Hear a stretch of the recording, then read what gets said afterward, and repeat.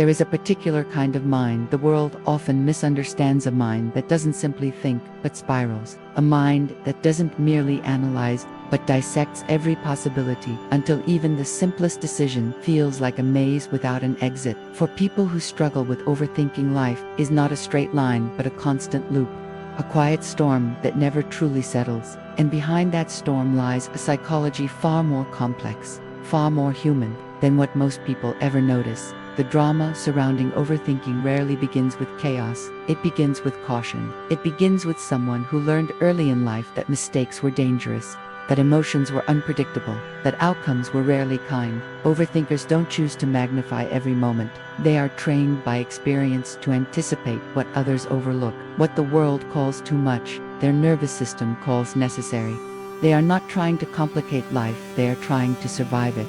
For many of them, the habit starts quietly. One unexpected disappointment, one moment of abandonment, one situation where they didn't see something coming. And from that point forward, their mind becomes a safeguard. Every scenario is analyzed, every conversation replayed, every silence interpreted like a warning. They think ahead not because they want control, but because they fear what happens when they don't have it.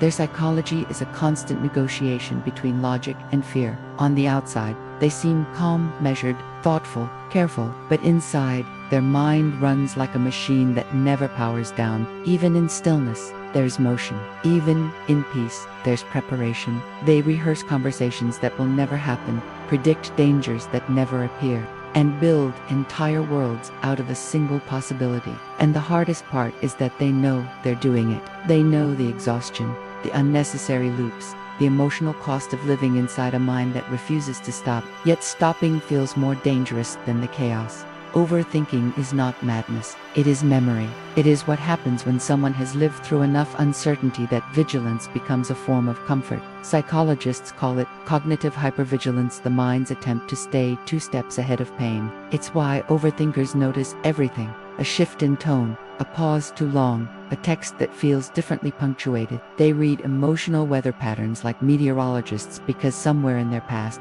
they learned that storms rarely arrive without warning signs. But beneath this sensitivity is a tired heart. Overthinkers carry the weight of unspoken fears, the exhaustion of constant analysis, the emotional burnout of anticipating problems that don't exist yet. They often become the peacemakers, the planners, the ones who think for everyone because their mind is already in motion. People praise them for being thoughtful, responsible, intuitive, but they rarely see the toll it takes to constantly prepare for every outcome except peace. And yet, overthinkers are some of the most emotionally intelligent people you will ever meet. They understand nuance. They notice what others miss. They care deeply because they feel deeply. They show empathy not because they should, but because they've spent a lifetime navigating feelings, both theirs and everyone else's. Their depth is real, their insight rare, and their emotional awareness unmatched. If you are someone who wrestles with your thoughts long after the world has gone quiet, know this: you're not broken, you're not weak.